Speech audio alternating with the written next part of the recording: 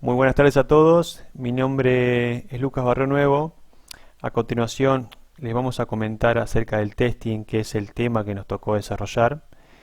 Nuestro grupo está conformado por Gilda Masullo, Gonzalo Becerra, Jeff Alcidor, Federico Erzulis y Sergio Leiva. Bueno, creo que la mayoría se debe estar preguntando qué es el testing de software. El testing de software es una de las actividades más importantes y fundamentales en el desarrollo de un proyecto, ya que posibilita los procesos, métodos de trabajo y herramientas necesarias para garantizar la calidad de cualquier desarrollo. Sin embargo, hoy en día continuamos encontrándonos con problemas a la hora de comprender el testing de software como una inversión, incluso en los proyectos más tradicionales donde asumíamos que las actividades de prueba estaban normalizadas. Este proceso tiene varios objetivos bien definidos como son: encontrar el mayor número de defectos en el código para que se resuelvan y eliminarlos, asegurar que el producto funciona tal y como se ha definido en los requisitos en el control de calidad, dar información al cliente de los defectos que no se han podido eliminar del producto final, proporcionar al producto final un grado mayor de calidad. Para cumplir estándares, otro motivo por el cual las pruebas son necesarias es que los estándares de la industria muchas veces exigen la existencia de fases de pruebas en el proceso de desarrollo. ¿Por qué es importante el testing en el ciclo de vida de desarrollo de software? El testing es una fase muy importante en el ciclo de desarrollo de software, sea tan importante que debería introducirse al inicio del proceso para que los errores no se acumulen en la fase final de entrega.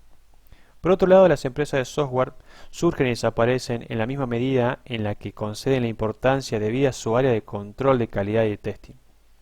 También existen algunas razones que explican claramente la relevancia de esta tarea, como ser que el testing es absolutamente esencial para identificar los errores que se han cometido en la fase de desarrollo. También garantiza que el software es fiable y asegura la satisfacción del cliente. También garantiza la calidad del producto, lo que en última instancia permite fidelizar al cliente. También reduce los costos de mantenimiento. Puede resultar muy costoso corregir los errores a posteriori o en fases más avanzadas de desarrollo de la aplicación. También es vital para mantenerse en el negocio. Recordemos que los programas de software cada vez tienen más competencia, o sea, son más complejos y cuentan con más usuarios. Esto significa que hoy en día una empresa sobrevive solo si se puede ofrecer un producto fiable y de calidad. Y por último, el testing lo que permite es ofrecer a los comerciales de la compañía la confianza que necesitan a la hora de vender el producto. Es decir, pueden estar seguros de que no tienen defectos y proporcionan las funcionalidades que se supone que debe proporcionar. Al final y al cabo, el objetivo de una empresa es vender su producto, así que no subestimemos este motivo, aunque sea el último de la lista. Hay tres conceptos que debemos tener en cuenta, que es el error, el defecto y el fallo. En el área del aseguramiento de la calidad del software, debemos tener claro los conceptos de defecto, error y fallo. Estos son términos que utilizamos a menudo cuando el sistema o la aplicación actúa normalmente. Lo importante es poder usar cada concepto de una manera adecuada. Es muy fácil en la industria de pruebas de software confundir estos términos y cómo y cuándo aplicar cada uno de ellos, porque guardan mucha relación. Definición de error. Es una acción humana que produce un resultado incorrecto, una idea equivocada de algo. El error es una equivocación de parte del desarrollador o del analista. Un error puede llevarnos a generar uno o más defectos. Ejemplo de error puede ser error en la lógica de la programación. Otro error puede ser un requerimiento que esté mal especificado. Definición de defecto. El defecto se encuentra en algún componente del sistema. Es la imperfección de un componente causado por un error. El analista de pruebas es quien debe reportar el defecto, ya que es el encargado de ejecutar los casos de prueba y encontrar los mismos. Un ejemplo de defecto puede ser que un módulo de registro de usuarios tiene mala configuración en la función de conexión a base de datos, Otro error puede ser que una función de login cuenta con las variables de usuarios y contraseñas declaradas incorrectamente. Definición de fallo. Es la manifestación visible de un defecto. Es decir, que si un defecto es encontrado durante la ejecución de una aplicación, entonces va a producir un fallo. Ejemplo de un fallo tenemos visualización de un mensaje de alerta que no fue definido previamente por el desarrollador. Otro ejemplo, un formulario de login que contenga los datos de acceso no te permiten ingresar a la aplicación al hacer clic en el botón de ingresar. Bueno, la relación de estos tres conceptos es que un error puede generar uno o más defectos y un defecto va a causar un fallo. Vamos a hablar un poco sobre la pirámide del testing. La pirámide del testing fue creada por Mike Cohn. Mike Cohn fue uno de los contribuyentes en el desarrollo de la metodología de Scrum. Y creó esta forma gráfica de mostrar con qué frecuencia y cómo deben desarrollarse los tests para garantizar un lanzamiento exitoso de un proyecto. La pirámide de Cohn nos dice que el proyecto debe contar con una buena base de test unitarios. Luego, contar con test de integración o servicio y en menor medida con test de interfaz de usuario. ¿Y por qué debe contar con más test unitarios? Porque los test unitarios nos permiten encontrar errores desde las etapas más tempranas del proyecto. Estos están enfocados, en el caso de que sea un software el proyecto, en el código fuente del mismo, por ejemplo, y evitar errores desde la codificación hace que no traslademos esos errores a las próximas etapas del desarrollo, ahorrando de esta manera tiempo y dinero. Además, hacer test unitarios nos permite documentar mejor el proyecto y sus partes, y esto nos ayuda a entender bien en qué parte del proyecto estamos parados y hacia dónde tenemos que ir. Quizás la desventaja puede ser que es difícil descubrir todos los errores desde un primer momento, pero indefectiblemente vamos a tener que avanzar y ver cómo interactúan estos componentes entre sí y si esa interacción es satisfactoria. Pero tener una buena base nos va a permitir encontrarnos con menos errores después, y si bien son más rápidos que los tests de interfaz de usuario, igualmente llevan un poco de tiempo porque hay que testear componente por componente del proyecto. Luego vienen los tests de servicio o integración. En estos tests es donde se testea la funcionalidad de negocio deseada, cómo interactúan entre sí todos los componentes que integran el sistema. Son tests más abarcativos que los tests unitarios y más robustos y mantenibles que los tests de interfaz de usuario. Son de suma importancia en cualquier proyecto y si bien el foco principal se da sobre los unitarios, los test de servicio nos van a permitir llegar a una funcionalidad de negocio correcta y por tanto es clave encontrar y solucionar en esta instancia cualquier tipo de error. Algunas desventajas que podemos encontrar, como por ejemplo que son más lentos que los test unitarios, no muestra al desarrollador dónde está el inconveniente o el error, y son más difíciles de gestionar y planificar. Por último, en la cúspide de la pirámide encontramos los test de interfaz de usuario. Acá se testea la usabilidad y lo atractivo entre comillas que puede ser el proyecto o software que se está desarrollando. En definitiva, es lo que va a ver y usar el cliente. Permite ver los errores de una forma más gráfica y es el paso clave antes del Go Live de cualquier proyecto. No puede faltar un test de interfaz de usuario antes de lanzarse un proyecto o ser formalmente presentado. Pero hacerlos requiere de tiempo, y esto genera un aumento en los costos del proyecto. Son lentos y además los errores son más difíciles de solucionar en esta instancia. Por eso se hace tanto hincapié en los test unitarios y de servicio. Cuantos más errores evitemos o solucionemos en las etapas previas, más rápida podremos realizar los test de interfaz de usuario. En cuanto a los tipos de pirámide o deformaciones de la pirámide del testing, las dos más conocidas son las cono de helado y cigarrillo. Cono de helado, como se puede ver en la imagen, presenta una mayor concentración de test en la parte superior. Predominan los test de interfaz de usuario y van disminuyendo en cantidad hacia la base. Esto quiere decir que hay poca cantidad de test de servicio y menos aún test unitarios. Una característica que se agrega a esta pirámide es la nube exploratoria en la parte superior, que básicamente representa los tests realizados fuera de la planificación, es decir, tests que no habían sido tenidos en cuenta durante la planificación. Son tests que surgen cuando el proyecto ya es testeado por el usuario, ya está en fase final, y este encuentra errores que no fueron evitados o solucionados en las etapas anteriores. Por lo tanto, esto ralentiza toda la etapa del testing, eleva los costos del proyecto, ya que solucionar errores en esta instancia es más difícil y hay una mayor posibilidad de sufrir demoras en el Go Live u obtener un proyecto defectuoso. En cuanto a la pirámide de tipo cigarrillo, este gráfico, si se me permite decir pirámide, carece casi totalmente de test unitarios, de servicio y de interfaz. El mayor porcentaje de los test son de nube exploratoria, que como comentamos antes son test totalmente fuera de la planificación. Definitivamente un proyecto llevado de esta manera está destinado al fracasar, ya que todos los errores son encontrados en la etapa del final del proceso, casi antes del go live. Esto requiere volver hacia atrás, retocar seguramente la base del mismo, con la posibilidad que haciendo ajustes en algún componente se rompa o deje de funcionar algún otro. Por lo tanto, esto trae claras demoras en el lanzamiento de un proyecto y un aumento en los costos del mismo. En el campo de las pruebas de software, hay algunos métodos los cuales son usados con el objetivo de encontrar defectos y evaluar la calidad del producto. Dos de esos métodos son caja blanca y caja negra, también conocidos como White Box Testing and Black Box Testing. El método de la caja blanca es el cual mira el código y la estructura del producto que se va a probar y usa ese conocimiento para la realización de las pruebas. Este método se usa en la fase de testing unitario, aunque también puede ocurrir en otras fases como la de las pruebas de sistema o de integración. Para la ejecución de este método es necesario que el tester o la persona que vaya a usar el método tenga amplios conocimientos de la tecnología y arquitectura usada para el desarrollo del programa. Definición de caja negra.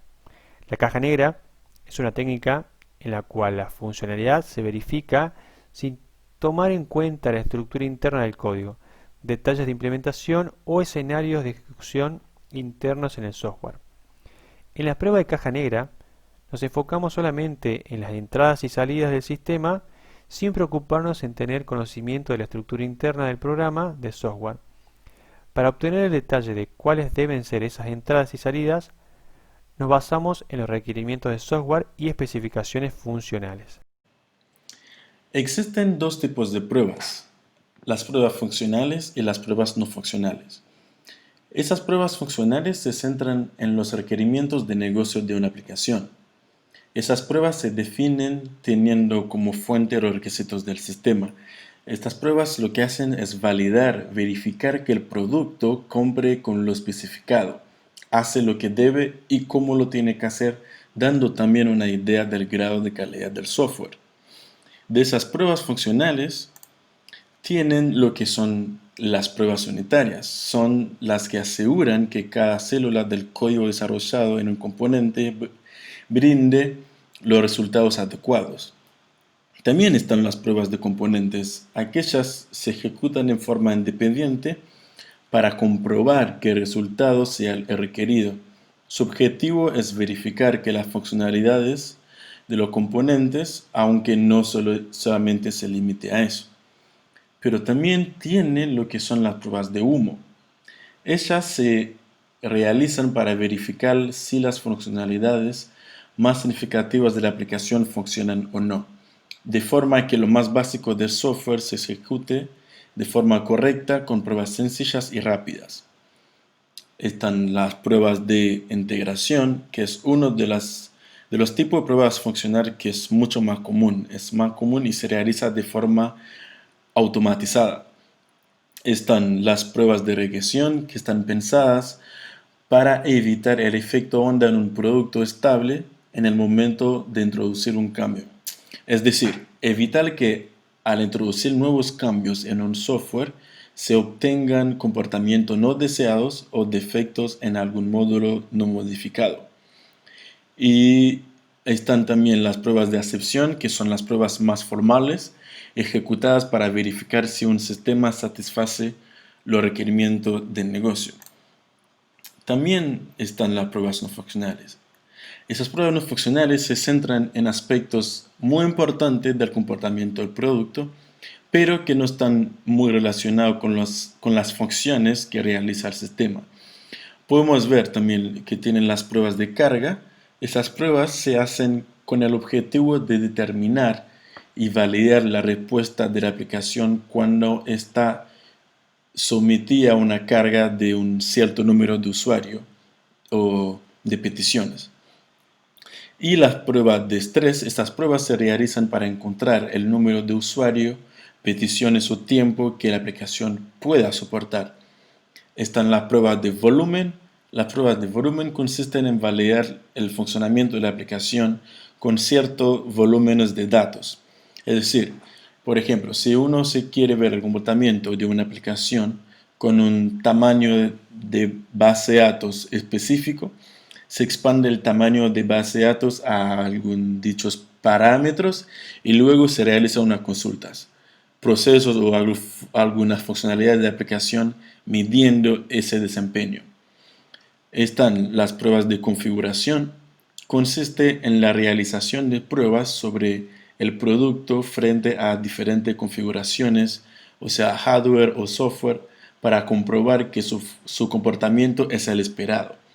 Están las pruebas de recuperación. Esas pruebas se realizan para verificar qué tan rápido y qué tan bien se recupera una aplicación luego de experimentar algún fallo de hardware o de software. Y también están las pruebas de resistencia. Esas pruebas implican a someter un sistema o alguna aplicación a una carga determinada durante un tiempo bien determinado para ver cómo se comporta luego de un uso prolongado. Está el testing exploratorio. Ahora decimos, ¿qué es el testing exploratorio? Cuando hablamos de las pruebas exploratorias, normalmente se ejecutan cuando una característica, alguna aplicación está a punto de finalizar, de modo que los testers puedan obtener una visión más precisa de cómo funcionará la aplicación en producción. Ahora tiene algunas ventajas. Uno de ellas es la manera de tomar decisiones en tiempo real.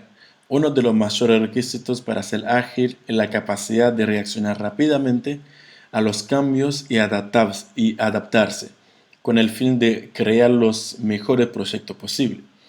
Está también fácil de optimizar. Al integrar adecuadamente las pruebas exploratorias, los equipos de evaluación pueden proporcionar actualizaciones en tiempo real al equipo de desarrollo. También lo que hace es llegar en un punto donde la automatización no puede llegar. La automatización sí puede encontrar fácilmente errores comunes en el código, pero no pueden determinar si la aplicación funcionará de la manera que un usuario quiere.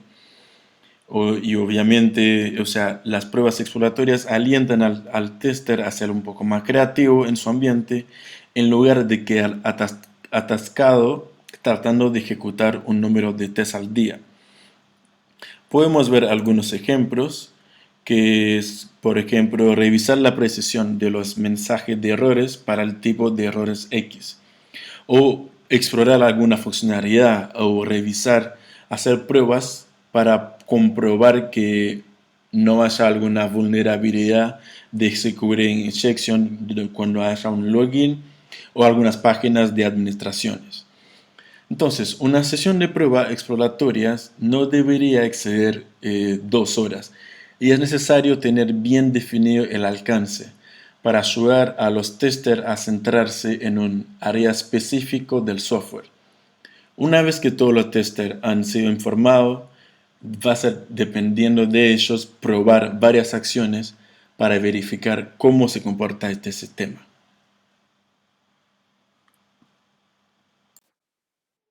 Ahora vamos a hablar de Agile Testing. Agile Testing es una práctica de pruebas de software que está alineada con los principios de desarrollo ágil de software. Entiende al testing como una parte integral del desarrollo de software, al igual que la programación, y no como una fase separada. Es decir, es tan importante el testing como el desarrollo de una funcionalidad. Algunos principios de Agile Testing: las pruebas como mejor práctica, tienen la máxima importancia, como les decía, y se siguen como una mejor práctica para mejorar la experiencia de usuario. Agilidad empresarial: el equipo de negocios también se vuelve ágil con el flujo de desarrolladores y testers. La prueba continua: se comienza desde el primer día y se suelen utilizar herramientas en general para facilitar y agilizar el proceso. Después vamos a ver un ejemplo sobre esto. Las pruebas impulsan el proyecto. La retroalimentación proporcionada por la prueba continua elimina obstáculos y el proyecto pasa a la siguiente etapa después de corregir defectos observados. Integración continua: Las pruebas ágiles bien integradas en el desarrollo facilitan la implementación de integración y entrega continua.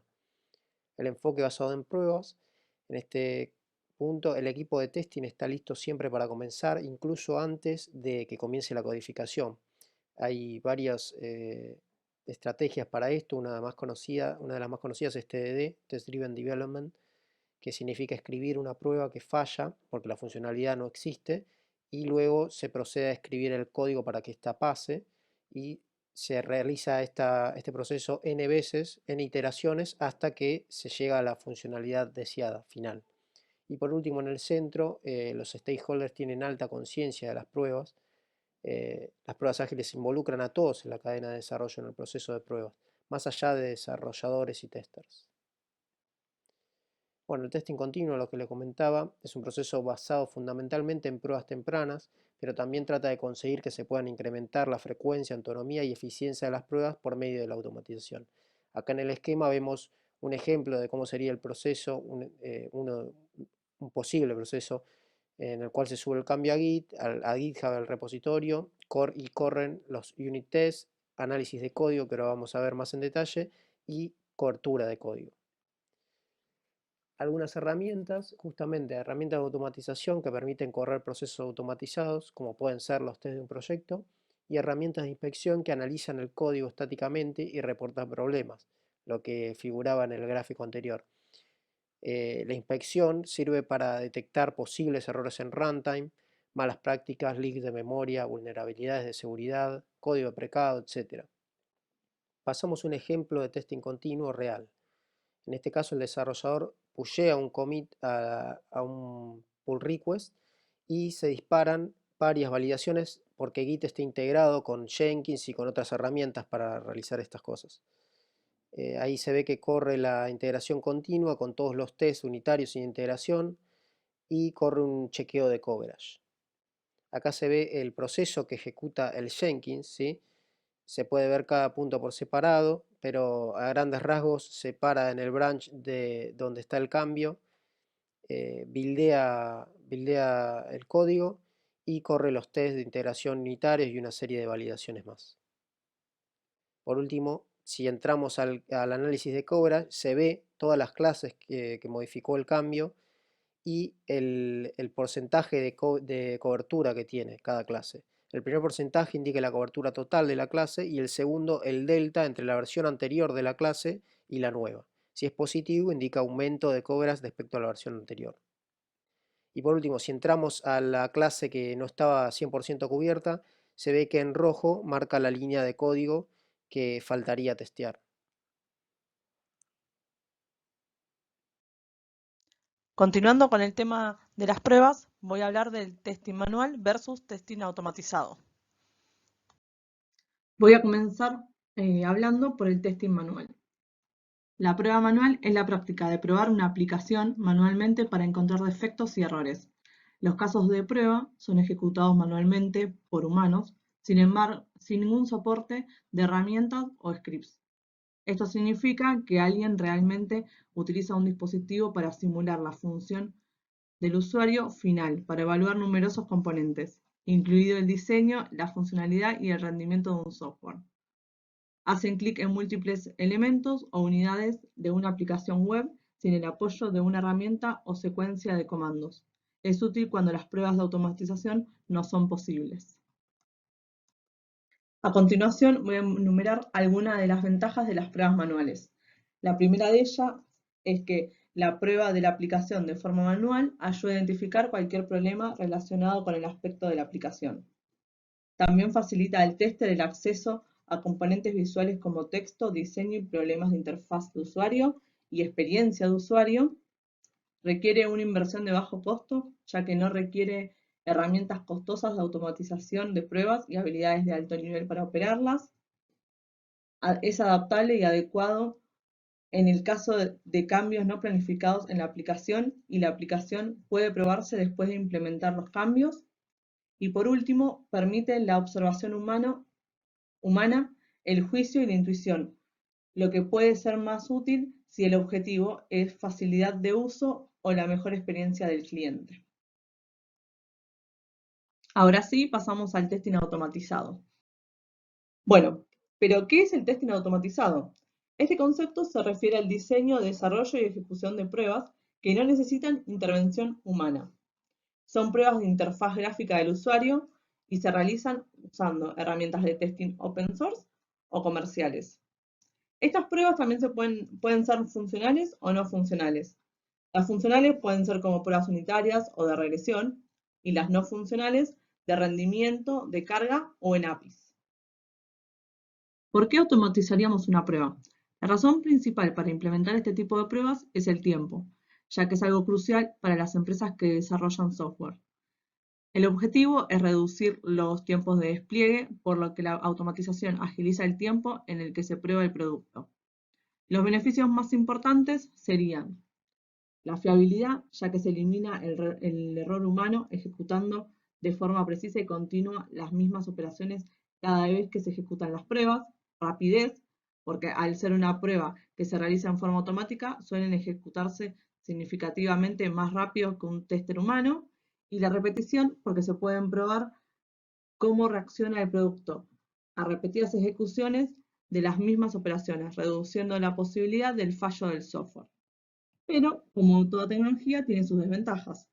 Y ellas son: el proceso es costoso, ya que la creación de scripts automatizados es un proceso que es costoso y requiere un gran nivel de habilidades técnicas.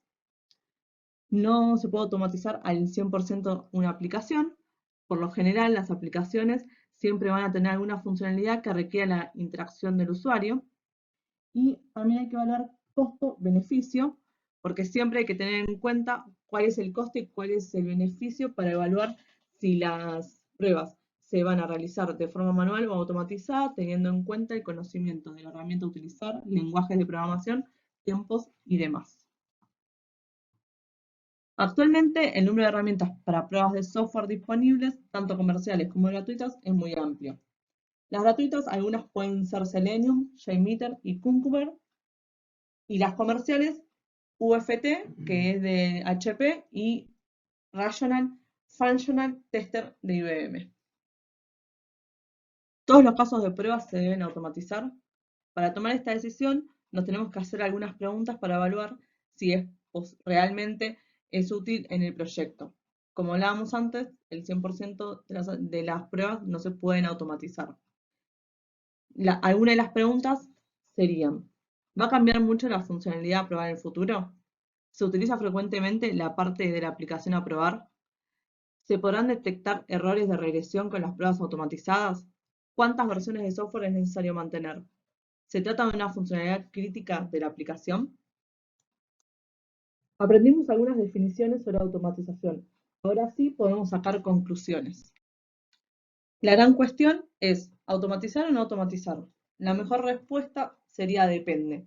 Desde luego, es la mejor solución para las pruebas repetitivas que hay que realizar cada vez que recibe una nueva versión de la aplicación, pero no siempre es posible. Por lo tanto, para tomar la decisión habrá que tener en cuenta cuál es el coste y cuál es el beneficio de la automatización de las pruebas. Entre otros asuntos, el conocimiento de las herramientas a utilizar y el tiempo disponible para las pruebas. Bueno, hablemos un poco del diseño de casos de prueba. Existen muchas técnicas y autores al respecto, pero todos más o menos coinciden en las principales técnicas que se pueden aplicar, o sea, las más importantes. Estas son las que vamos a ver y son las que ven en pantalla: la derivación de casos de prueba a partir de casos de uso, tablas de decisión, grafos causa-efecto y máquinas de estado. Bueno, en la derivación de casos de prueba partiendo de casos de uso, la idea es avanzar desde el primer nodo hasta el último, recorriendo todos los caminos posibles, o sea, lo que conocemos como el flujo principal y los alternativos. A partir de eso se pueden obtener unos casos de prueba como los que vemos en pantalla. Todos los flujos que hablamos antes están comprendidos en este detalle. Veamos ahora las tablas de decisión. La misma se aplica principalmente cuando hay mucha lógica de toma de decisiones involucrada. O sea, muchos condicionales del tipo si A es mayor que X, entonces, si el cliente C tiene deudas, entonces, etc. Lo que se hace es identificar las condiciones que afectan al proceso, luego los posibles valores para esas condiciones y por último las acciones a tomar para cada caso. Entonces tenemos las condiciones, los valores que van a tomar y las acciones. Finalmente se arma una tabla de este tipo donde se pueden ver para qué acciones o combinación de acciones se realiza qué acción o combinación de acciones también, ¿no? Se pueden combinar, obviamente. Bueno, la derivación de pruebas con grafos causa-efecto. Esta es una manera gráfica de representar la relación lógica de las causas con sus efectos.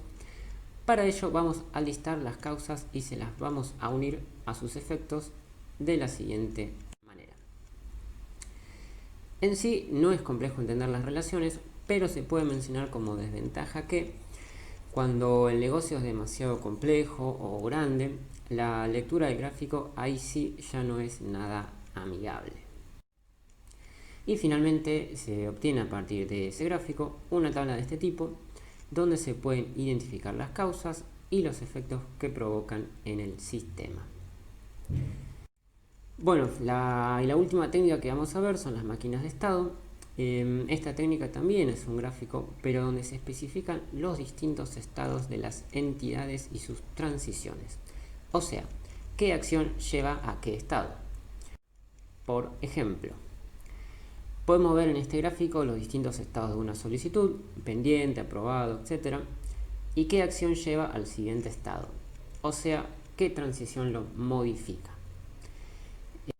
A partir de este gráfico también llegamos a una derivación en casos de prueba como vimos anteriormente.